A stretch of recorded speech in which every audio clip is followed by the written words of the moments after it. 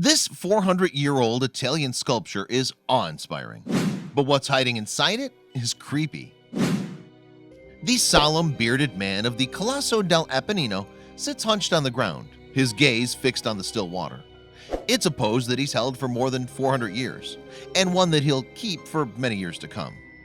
Indeed, his story started in 1569 when Italian architect Bernardo Buontalenti began work on an elaborate villa. It was to be the home of Francesco I de Medici, the Grand Duke of Tuscany, and the nobleman hoped that the grand property would impress his mistress, Bianca Capello, a famous beauty of the time. In fact, the resulting Villa di Pratolino in Vaglia, Italy, became known for its wonderful gardens, which were built in a classic Mannerist style. They included many features designed to delight and entertain guests, such as cooling fountains that sprayed over visitors' heads and the various other ingenious water-operated machines. Chief among its most celebrated features, though, was the giant statue known as the Colosso dell'Appennino, and although the villa itself was demolished long ago, this striking sculpture still remains. What's more, the incredible ancient statue's stalactite-coated exterior hides a mysterious network of hidden rooms that few know about today. Indeed, carved out of its back as well as into the mound on which it sits are a series of tunnels and chambers. A nondescript door located at the rear of the statue is the only clue to the wonders hidden within. In the past, visitors would have climbed through the dark opening and emerged amazed in a magical grotto-like space. Certainly, the rooms within the Colossus were designed to add a whole new level of excitement and adventure for visitors to the gardens. The walls were adorned with shells and semi-precious stones, for example, while some of the chambers featured beautiful painted frescoes. Additionally, there appears to be more to this awe-inspiring statue at every turn. In fact, as well as the obvious external fountain that spouts water from a serpent's head, there are two further secret fountains hidden inside. One of them is dedicated to Thetis, a Greek goddess of the sea. At the time of its construction, the space behind the fountain's head was originally designed to house a small orchestra, which must have been an incredible spectacle. Another chamber, meanwhile, features a fireplace and is built into the space behind the Colossus's head. When a fire was lit, smoke would billow out of the statue's nostrils and no doubt amaze unsuspecting visitors down below. For the lucky few able to gain entry into this enchanting wonderland, then, the magic never stopped. Just imagine being in here when an organ powered by water would play music to its guests, surprising them with jets of water.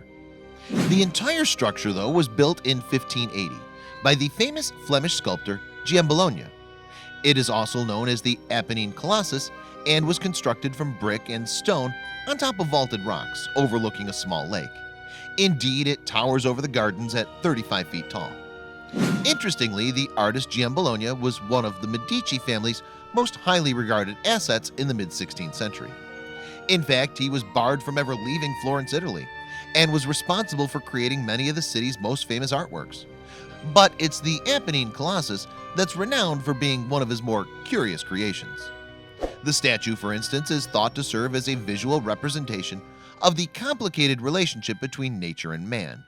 Its great size is believed to indicate the colossal importance of that relationship, one that some might say is bigger than reality itself.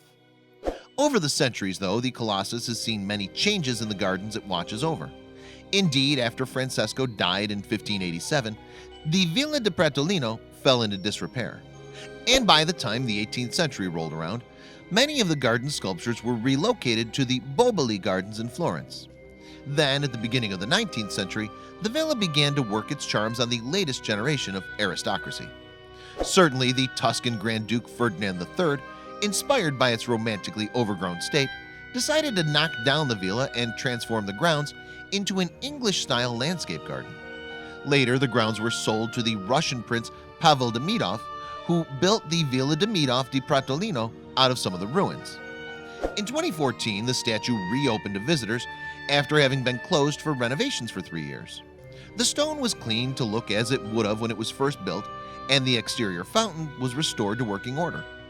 Today, the gardens are owned and operated by the city of Florence and open to visitors from May until September every year. But just how many of the guests who admire the beautiful Colossus have any idea about the secrets that lurk inside? Unfortunately, guests can no longer venture inside the statue and must content themselves with observing the statue from the outside.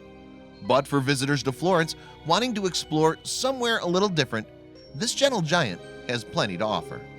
Please don't forget to subscribe and activate the bell to receive everything that's new.